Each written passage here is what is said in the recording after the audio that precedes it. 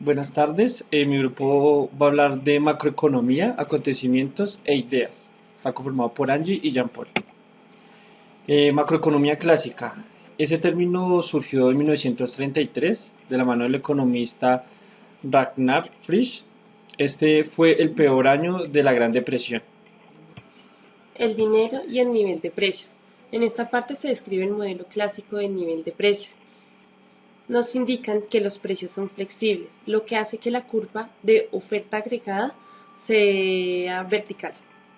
En este modelo nos explican que la oferta monetaria, que al tener un aumento, genera un efecto en el nivel de precios y el nivel de precios aumenta de la misma manera que la oferta agregada.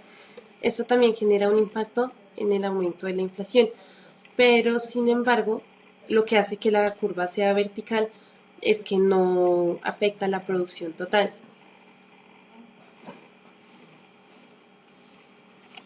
Ciclo económico. En 1920 se fundó las siglas NBER, que significa National Bureau of Economic Research. Sí, es una organización sin ánimo de lucro. Eh, Su función especial es declarar el inicio de la recesión y la expansión. En esta etapa no existía ninguna teoría aceptada de los ciclos económicos. Como podemos ver, esos son los ciclos económicos.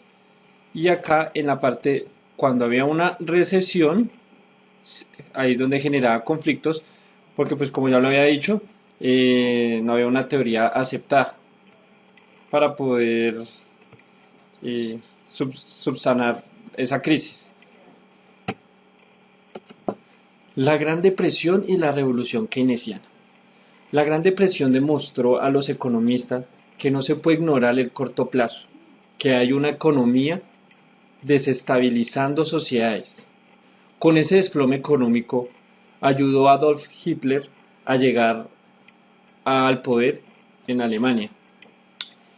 Por otro lado, la teoría del ciclo económico no fue aceptada, dado que generaba confrontaciones entre diferentes economistas, tal como lo vemos acá.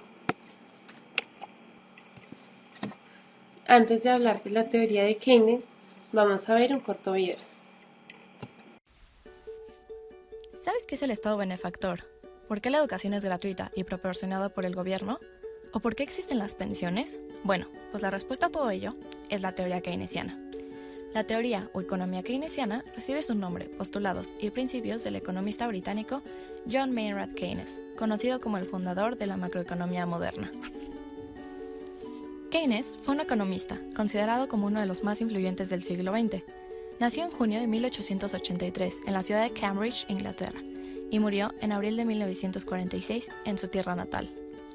Su obra más famosa, La Teoría General del Empleo, el Interés y el Dinero, fue publicada en 1936, pero su precursora, El Tratado sobre el Dinero de 1930, es considerada como la más influyente en el pensamiento económico.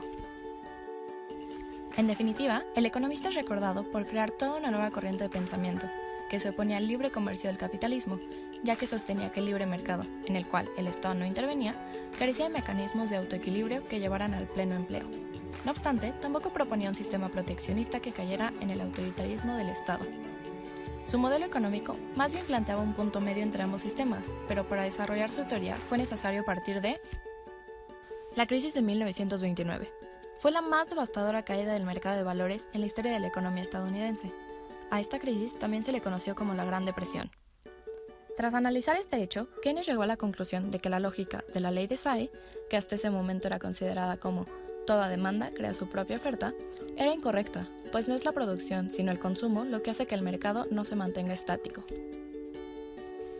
Ya que, por ejemplo, durante la crisis, si las personas no tenían dinero para consumir un producto, la producción de dicho bien tenía que detenerse, dejando sin empleo a sus trabajadores, los cuales, al quedarse sin ingresos, no podían de manera análoga consumir otros productos, haciendo que las fábricas que se encargaban de hacer esas mercancías cerraran, creando así un círculo en el que la oferta y la demanda no se podían autorregular. Ante esta situación, Keynes propuso que el centro de la economía no debía ser la producción, sino el consumo, ya que si una persona tiene dinero podrá comprar una mercancía, generando así la producción de esta, lo que desembocará en la creación de empleos que garanticen el ingreso monetario de los trabajadores, que simultáneamente podrán consumir otros bienes y servicios, gestando así más empleos. A todo esto se le conoce como efecto multiplicador. Afirmó que para que este efecto multiplicador se produjera, era necesario que el Estado interviniera en el mercado, oponiéndose así a las ideas liberales del libre comercio. Keynes propuso que se decidiera racionalmente qué cosas se debían poner en manos del Estado, creando un punto medio en el que el Estado no lo controlara todo, pero que tampoco no existiera ningún tipo de intervención de su parte. Dicha intervención debió verse reflejada en la creación de organismos semiautónomos, instituciones del Estado, pero con administraciones autónomas o independientes, regidas por la democracia y con el fin de ver por el bien público. Además, el Estado debía implementar políticas de fomento al trabajo que generaran el consumo, programas de desempleo en el que se garantizaran las pensiones, además de subsidios a la industria. De esta forma, Keynes plantea la creación de lo que se denomina como estado de bienestar o benefactor, el cual debe garantizar el derecho al salario, a la salud y a la educación para todos los habitantes de una nación. Es decir, el Estado debe invertir a través de políticas fiscales, como los impuestos en programas y servicios que garantizaran el bienestar colectivo. Todas estas nuevas propuestas y la nueva teoría lograron crear una nueva revolución, a la cual se le conoce como la Revolución Keynesiana. La teoría de Keynes. En 1936, Keynes hizo un análisis de lo que no andaba bien con la economía de Estados Unidos a través de su libro La teoría general del empleo, el interés y el dinero. Paul Samuelson no estaba de acuerdo, pues digamos, con los aportes que daba Keynes. Dos libros que aportaron mucho a la economía, al desarrollo de toda la economía, fue el de Adam Smith, La riqueza de las naciones, y el de John Maynard Keynes, La teoría general del dinero y el empleo. Lo que podemos evidenciar en la teoría de Keynes es que la curva de oferta agregada tiene una pendiente ascendente.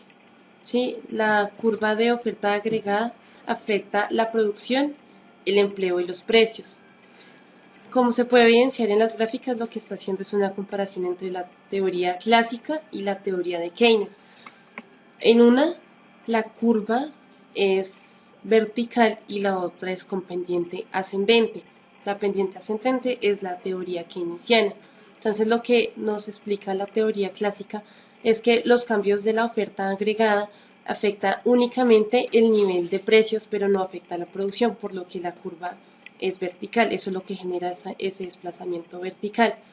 En la teoría keynesiana, lo que dice es que estos cambios son a corto plazo. Entonces, en la teoría keynesiana, lo que dice es que la oferta agregada tiene pendiente ascendente porque todos los desplazamientos afectan tanto a los precios como a la producción total de la economía. La política de lucha contra las recesiones. En esta época ya pues Keynes trataba de ser aceptado, pues que su teoría fuera aceptada pues a nivel económico. Y en esta época pues ya él legitimó a través de su libro el activismo de las políticas macroeconómicas y el uso de las políticas fiscales y las monetarias para responder ante las etapas de los ciclos económicos. Anteriormente se hablaba anteriormente también ya digamos que habían tocado el tema de expansión monetaria para responder a las recesiones de la economía, pero pues fue el John Maynard Keynes, quien legitimó todos los conceptos. Fue aceptado formalmente después de la Segunda Guerra Mundial. Muchas gracias por la atención. Presta. ¡Saludos a la profe!